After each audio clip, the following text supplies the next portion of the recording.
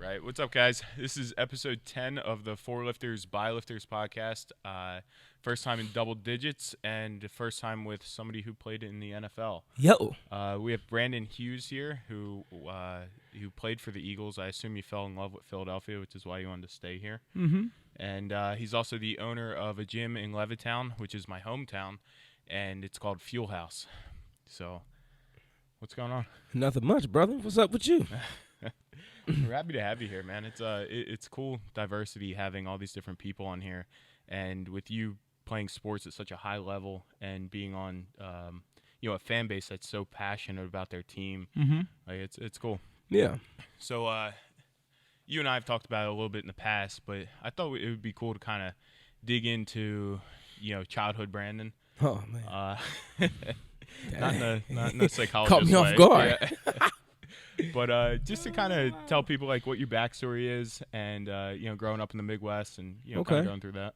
Well, I'll give you the short version. Short version, I was a little skinny kid, grew up in Illinois, and had 7 brothers and sisters. 7. Yeah, 7 Damn. of us. And I was the kid that my mom didn't really have to worry about because I was always running around involved in sports and trying to, keep myself busy.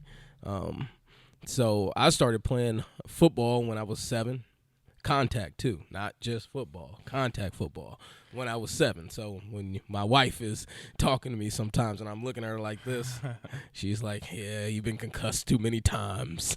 But anyway, started playing when I was 7 and, kind of fell in love with football from there. And then over the course of playing Pop Warner football, I figured out I was really fast, and I started running track probably around like 6th or 7th grade, and I always say that I was much better at track than I was football.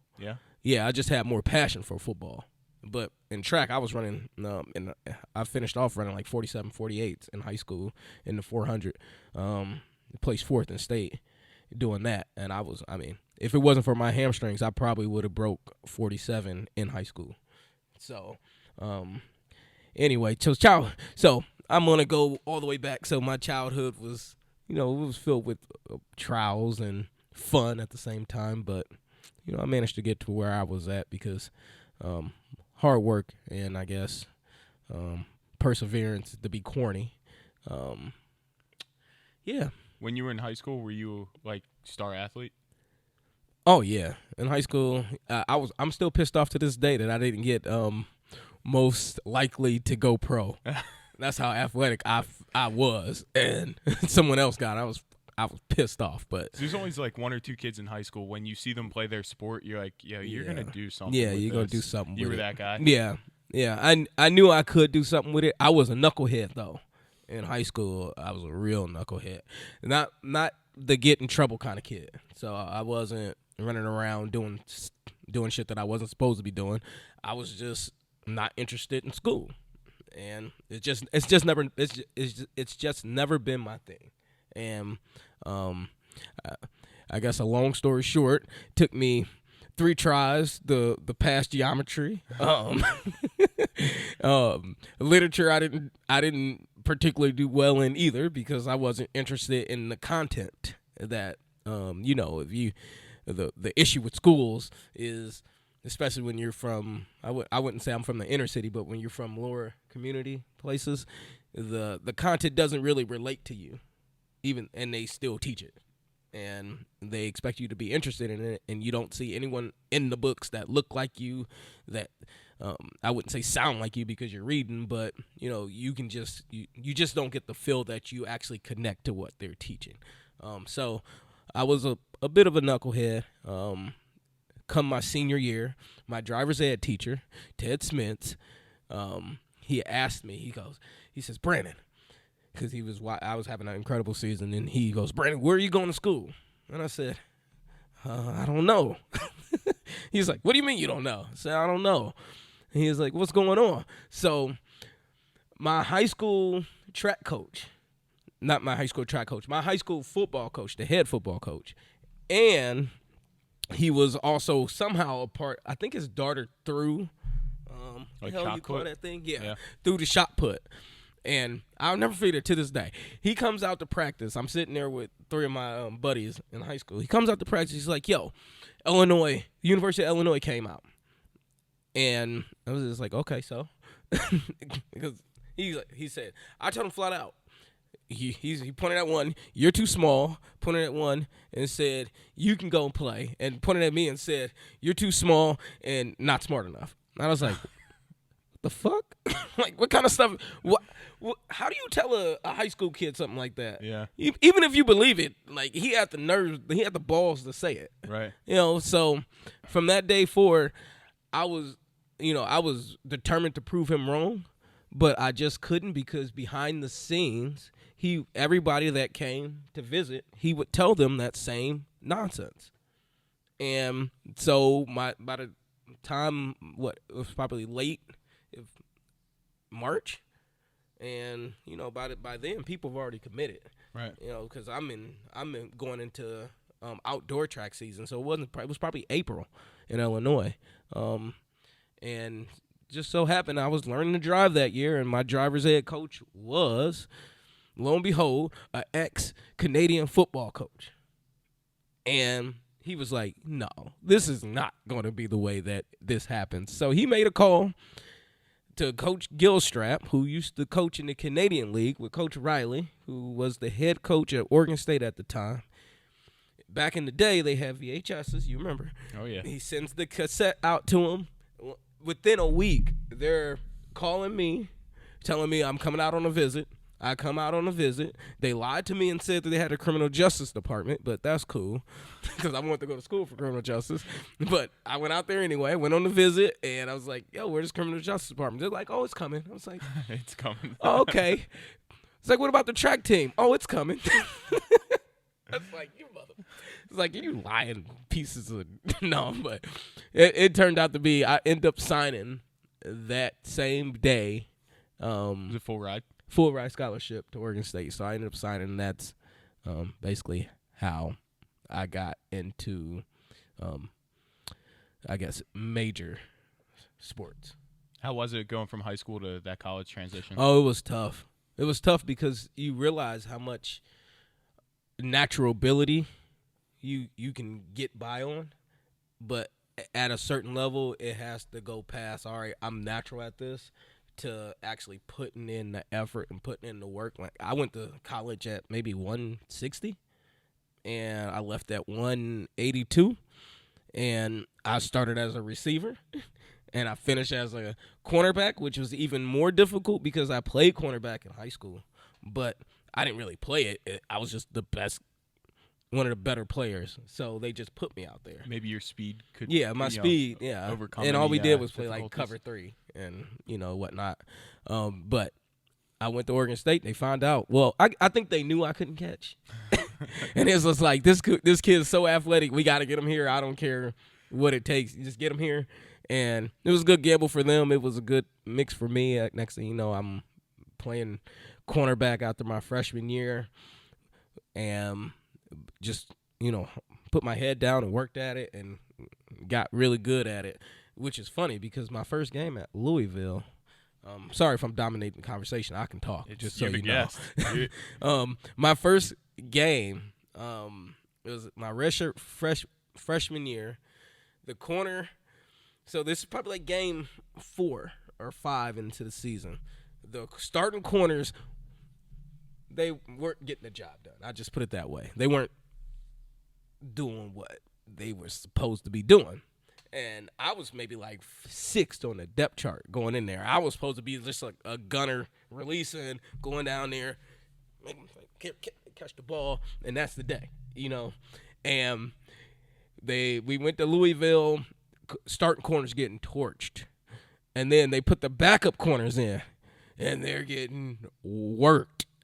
And then I don't know what got into Coach Riley that day, but he was like, I am not getting embarrassed on national television. And so he threw me in there. And I'm standing out there looking at everybody like, holy what just happened? And so the first play, Coach, he talks about this too. He'll write on like my Facebook. He talks about this to this day. He'll call 8-bell. 8-bell is you get to the line of scrimmage, you come up to the person, you look at them, you give them a handshake. You don't really shake their hand, but you look at them. They can tell you scared of shit, and at the snap of the ball, you pose the bell out and just take off. They catch anything, it's fine except for the fade. Well, I came out there and I started the bell, and the guy he gave me a little, and I stopped.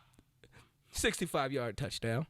First play ever in college. I was like, and coach was pissed. I came back to the sideline. He goes, "It's 8-bell, just Bill." I'm like, I'm not even supposed to be in the game. I don't know why you yelling at me. Like, am I going back out there?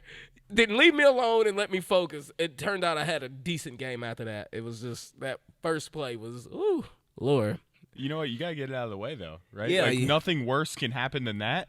So now you're good and your confidence is up. Exactly. It's like, well, if that's the worst that can happen, it really feel that bad. You guys are already getting killed, right? They beat the brakes off us. I think they beat us like 63-7. It was bad. That's when they had anyway, go ahead. I can't remember his name. He was a big dude, though. So you at Oregon State for how many years? 5. Did you graduate? Yes. What was your undergrad degree? Communication and writing. Okay. Yeah. That makes sense. Lo and behold. Yeah. You like to talk, and I'm sure you love like to talk. write. I like to write, too. I'm actually a pretty good writer.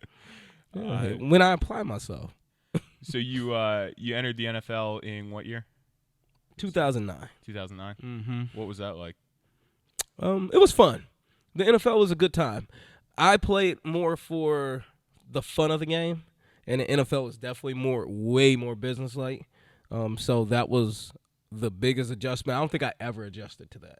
And it's hard when you're on teams where you're like all the teams I played for always had big names and small results.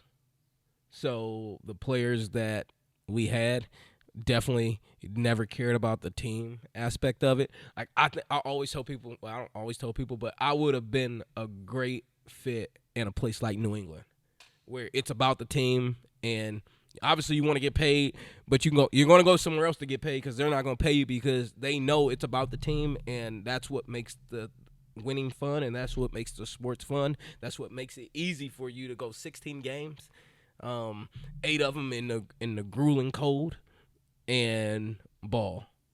What was your first experience being on the field? Preseason. A preseason in San Diego. It was fun. I mean, the NFL isn't much different from college. Actually, the college atmosphere is better, if that makes any sense. So I think so too. The college atmosphere is surreal. The NFL is just, all right, they're paying you a lot of money to perform, and so they treat it that way. So as far as the experience on the field, it was fun. It wasn't much different from what I was used to. So I guess the coolest thing about it was I was able to come out with the San Diego Charger logo and the uniform, and I felt a part of it. And I could at that point say, hey, I was a part of the NFL fraternity, and there aren't too many people that can actually say that. Everybody wants to get say there. It legitimately. Like I didn't go to camp. I played 5 years, right? And I was on the field. And I actually have stats. Like, not too many people can say that. So, what was it like getting your first paycheck? My first paycheck was for $111,000. It's a big paycheck.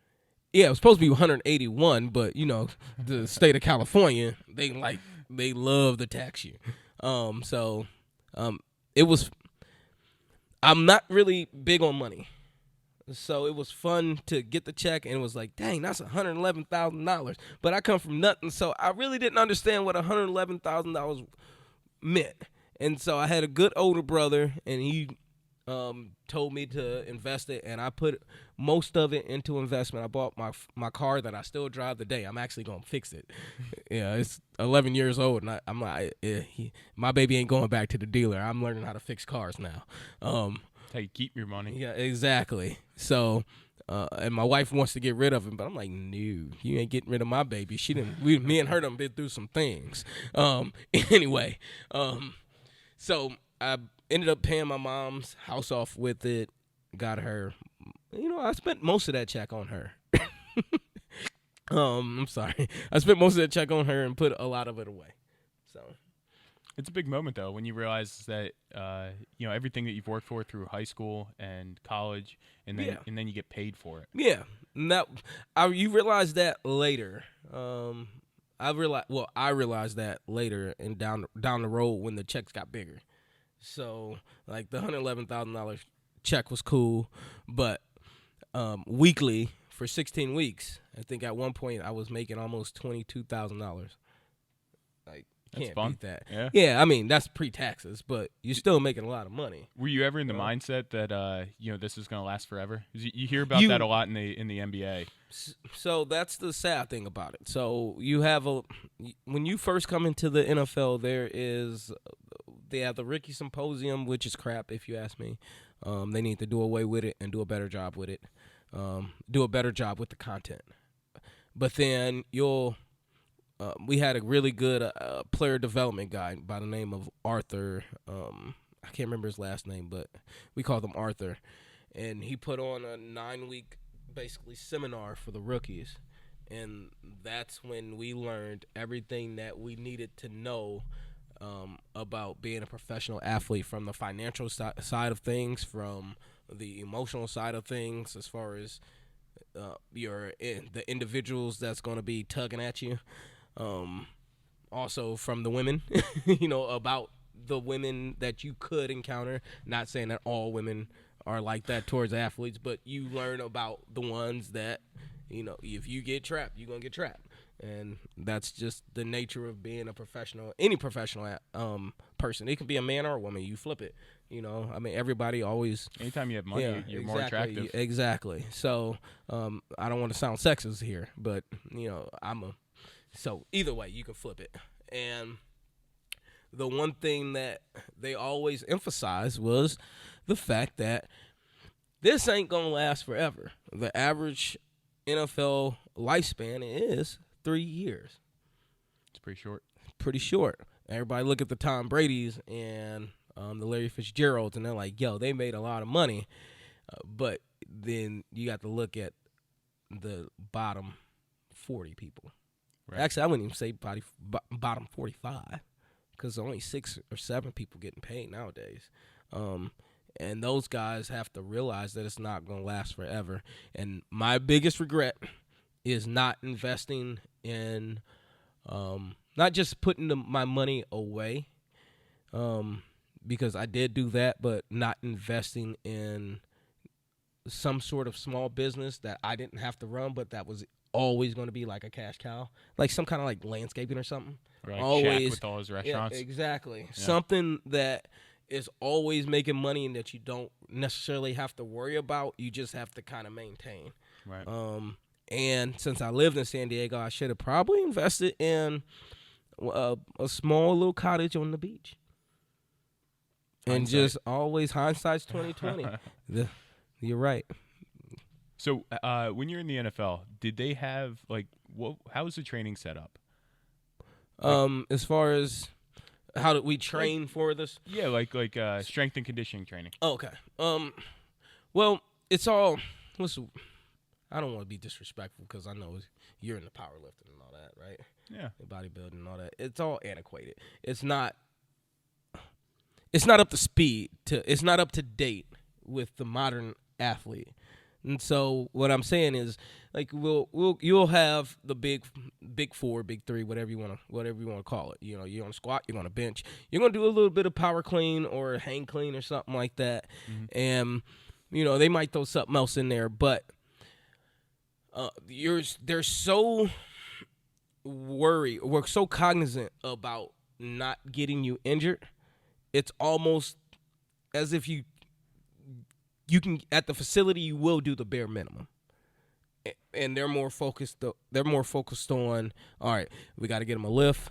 After you get his lift, we got to give him time to maintain his body, treat his body, hot tub, cold tub, and then the most important aspect is the football side. I always found it more beneficial to go outside of the facility because outside of the facility, you're getting it, and it's athletic based. So I guess what I'm trying to say is the NFL training structure isn't as athletic based as it should be, and It's more preventative, you would think, like for injury prevention. Yeah, I would say it's more for injury prevention, and to say that, I mean, it's good for maintaining. It's not good for if you want to take the next step and be like a Tom Brady or be like a James Harrison or something. You have to get outside the facility because it's just not set up for you to accelerate your athletic potential. So you think some of these guys on the, in the mainstream, like James Harrison, Brian Dawkins, like these guys with a ton of muscle on them, you think that they're doing most of that outside of the pro 100%. facility? Yes. Like and during OTAs, even up to training camp, you won't even see those guys. No, you won't see them. They'll show up for a mini camp and they'll be dieseled as hell, and you're like, damn, where'd they go? But the lower guys can't leave. And that's what makes it hard, because until you start to make money like that, you have to be at the facility because they have to see you, and that's the only way that they believe that you're invested into your craft. That's why they're in the contracts is built in, because the older guys, especially as they get older, that they have to spend X amount of time at OTAs, X amount of time at a mini camp, because they won't see those guys all year after the season until training camp starts. Is there not enough time in the day to be able to do both? Clarify, please. I mean, to be there for all the OTAs for the young guys and do training on your own at a private facility. Well, you're not going to double train at that level. It's just too much on the body. Yeah, at that level, it's like the season already beat the hell out of you, and by the time you actually get the feeling good, you have to start training, and you're not going to double train. You're definitely not going to train and then go and do the one thing that you don't want to do is play football. Like you don't want to do that unless you're like a quarterback or like a kicker or something. You don't really want to be at the facility during OTAs because I don't want to be chasing this guy and cutting with him when I'm going to have to do that from mid-July all the way till February, when I could just be training and I could cut at my leisure and cut for a purpose, rather than I already know that what the playbook is. I don't need to learn the playbook. It's good to practice your craft, but you can practice your craft at another facility where all the other guys are, and the guys that you're really going to be competing with. The guys at OTAs, when I was young, and if like Vincent Jackson was there, he don't want to play against me. Not my rookie year. Like he's like, why am I here? I'm right. Just, this is a waste of time because he's not going to actually see me on the field. Those guys are at like a Parisi's or something, gotcha, getting in work, or like a Tom Shaw. Well, he's with Oakland now, but like they would go down to like Tom Shaw. Very specific training. Yeah, very specific, and that's how they got better at their craft. What about food? Did the NFL provide you any food guidance? Yeah. No. They provided food. I'm sorry. I thought you was going to ask if they provided food. We had training table. The best staff that I was around that actually put an emphasis on nutrition was Chip Kelly's staff. He was all about nutrition and hydrating and all that. He just didn't know shit about football. And it showed on the field. But other than that, he was really big on it. But that's another thing that was lacking. And you would think that it would be more of an intentional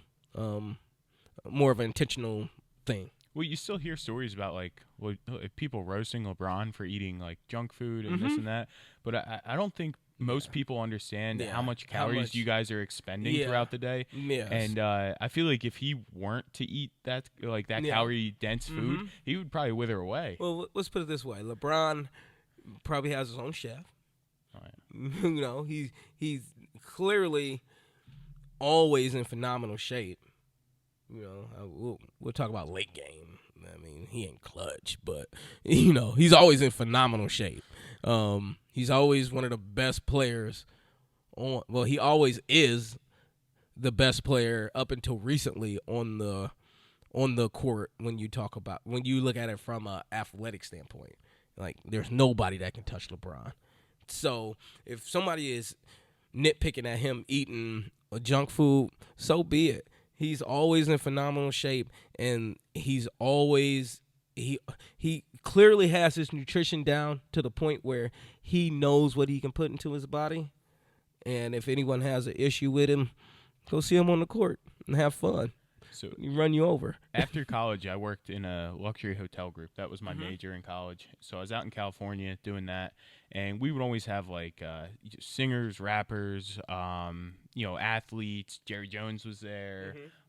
You name it, they stayed at this hotel, and the athletes always had guys running to get them junk food.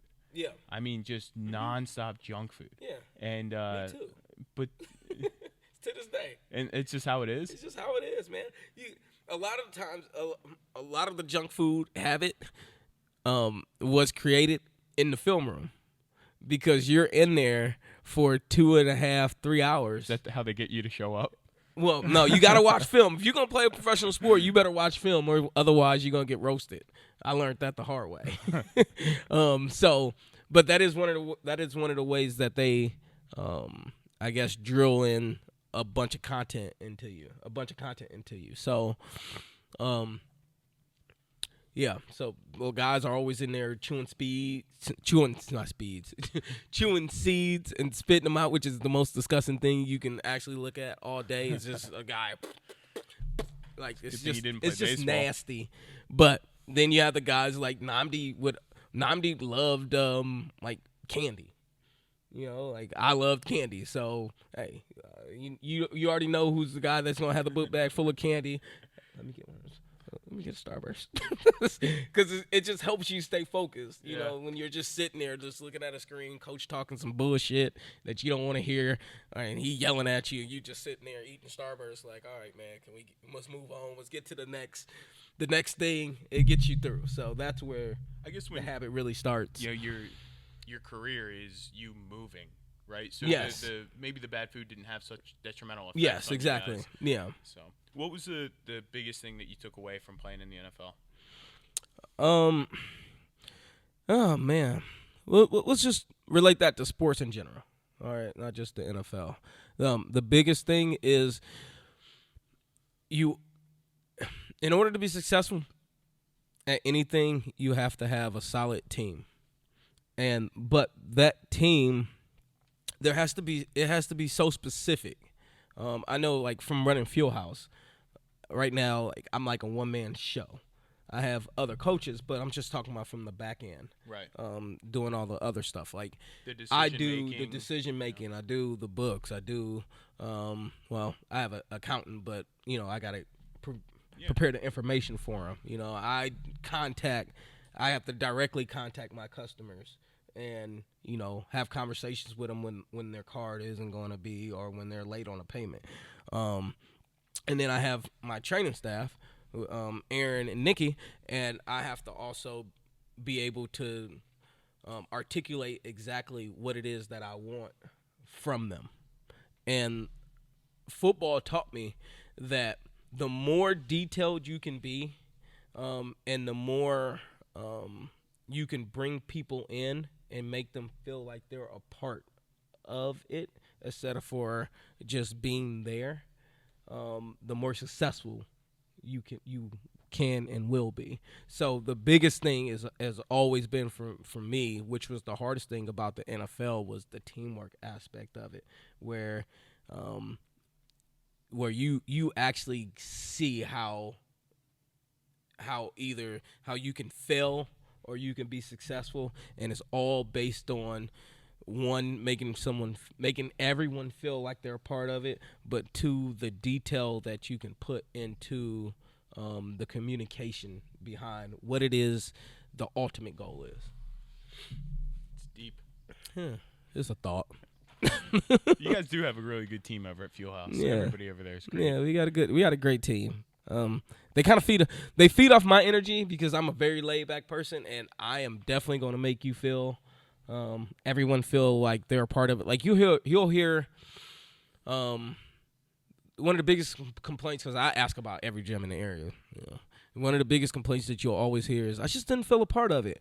Or he only focuses on a certain segment and doesn't really pay attention to everyone else, or doesn't really show everyone else. Well, when you walk in the field house, when you old, I make you feel old. When you young, I make you feel young. When you lazy, I'm making you feel lazy. You're always a part of it. And there's always something to banter with an individual about. You just got to find that common ground. And a lot of the times, my staff see me operate in that kind of fashion, so it's easy for them to follow suit. Yeah. So what made you want to go into the gym business? Man, I think it's one of the most difficult businesses out there. It's up there with restaurants. It's difficult. It's easy. There's not a lot of overhead, which is good, but it's not easy to make money, especially when you're not a chain. It's hard to make money. But I'm sorry. Repeat the question. What made you want to open a gym? Oh, I just fell in love with fitness in San Diego. A guy named Vern Stevens was my strength and conditioning coach, and he pushed me to the limit when I got injured, and I was there every day for like 3 hours a day and working on just getting my body right, and just becoming just a better football player. And I just fell in love with it. And I told everybody, it was like, when I get done with this, I'm going to open my own facility. And initially, my first thought was athletes, because that was my athletic background speaking. But it morphed into just the everyday person that wants to get better. But you turn those people into athletes. Yes. So that's still there. So Fuel House, what you will get at Fuel House, okay? The first thing you'll get is community, which is by far the most important as far as wanting to achieve goals. What I found is that one-on-one private training doesn't do anything for people in the long term, because they just don't have people. You got to have like a mindset to go one-on-one, right, and continue and be thorough and continuous about it, because there's just no motivation. You probably have to have a very specific goal. Yes, exactly. Yeah. Like, it's got to be I want to get in my dress for a wedding, not just in my dress. It's got to be like for something. But the community feel is what drives people, and I just talked about that. That's how people get done what they need to get done. They can do it in a community. We're very social creatures. If we are isolated, or if we feel like, it's just us, we don't really do well with that. Most people don't. There are some that do, and they're just probably nuts anyway, and you don't want to run into them in an alley. But, yeah, so, yeah. I think it's motivating when you have somebody, let's say like you have somebody who's a 40-year-old woman, maybe she had a couple kids, and she wanted to lose weight, and then she loses weight, she now looks phenomenal, and then you have another member that joins, and that's in the same situation as the previous woman was before, and they're able to say like, okay, well, that person did it. I know that if I just follow the program, I'll get there too. You'll get there too. Yep. But that's when they come in and you wait for them to start struggling. You don't tell them about that person in the beginning. Right. Because they've already seen the pictures and they've seen the there. content. That's why they're there. Yeah. And then they see that it's hard and it's difficult to actually not just develop a good habit, but continue a good habit. And then that you find that one moment where they're slipping, and you're like, and you can tell they're just ready to give up. And then you go to your phone, or you pull that person that's in the room right now, and they didn't know. And you're like, yo, come here. And then you allow them to tell their story, and you can just see it clicks again. And you just wait for that moment. Reignites the fire. It reignites the fire. But just to go back to what I was saying, we are very much an athletic-based gym. I don't believe in grinding you out, and I don't care about how much weight you can lift. I am more I'm more interested in you becoming the best you can outside of the gym. Meaning, I always tell people when they come, I don't care if you can lift 200 pounds. I want you, if you have kids and you're playing with them and you're tired, when you run up the driveway, I want you to be able to run up the fucking driveway and then pick up a ball and do something that you weren't able to do with your significant other or loved one, or just if you've been playing hockey and when you come up to me in the gym and you say, "Hey, Brandon, I feel so much better," that's what I'm looking for. Right. And that's what's important to me. It's fulfilling. Yeah. If you were to go back and do it all over again, do you think you would still follow the same path, going to college, playing NFL ball? Yeah, I wouldn't do anything different. The one thing that I would do different, and it's only because of my age. I don't know if I would do if I was blessed with the same wisdom back then and I didn't have the wisdom now. I would have accepted the business side of the sport of the NFL more, and that would have made me a much better player. I see what you're saying. I thought you were going in the route that you could have made a lot more money off of being a pro football player. Well, yeah, I mean that, which would equate to more money, but it would have also just equated to me just being a better player, a better teammate, just a better professional. Because I always feel like I never miss it, but there are a lot of things that I know I left on the table because I never came to terms with the fact that, hey, it's a business and you need to treat it that way. You know, yeah. I got burnt out of it because I never accepted the fact that it was a business. No, it makes sense. Yeah. So I just want to hit you one more question before we wrap it up. Yeah, before my wife punched me in the face. Freakiest athlete you ever encountered? Dominique Rogers-Cromartie, hands down. No questions. Don't ask another question. The man is a freak of nature. Freak. I'm talking about, I've never seen anything like the dude. Just overall athletic ability? Overall, he was smart too. When he applied himself, he was very smart. But he was 6'2". He could cut like a 5'6" guy. He could run like Usain Bolt. He could jump like let's say Michael Jordan jumped from the foul line or something like that. Like he had like a 40-something inch vertical, 42-inch vertical. Not only that, his eye-hand coordination. He could catch anything. He could. I mean, it was surreal how athletic the guy was. The guy, he should. I used to tell him all the time, you should be the best corner in the league, and there's the only reason why you aren't is because you play too fucking much. So you need more rest time. Play as in he physically plays too much, or he plays games? No, he plays too much. Like he was a jokester. Nothing was serious to him because he was able to get by on superior talent. Like he should be Hall of Fame, no questions asked. They should be talking about him over Deion Sanders, if you ask me. He's that athletic. That's wild. Yes. That's cool. Yeah. Brandon, if people want to follow you, what's the easiest way for them to do so? The best way to see exactly what we do is to go to Instagram and fuel_house. All right. So it's fuel_house on Instagram. Or go to Facebook and just type in Fuel House, look for the barbell with the fist, and follow us that way. That's the best way to see our content, to see what we deliver, to see how crazy I actually am, and to see how awesome our community is. All right, guys. Give Brandon a follow. Thanks. Hey! Thank you, brother. Good, man. Thank you. It was great. That was fun.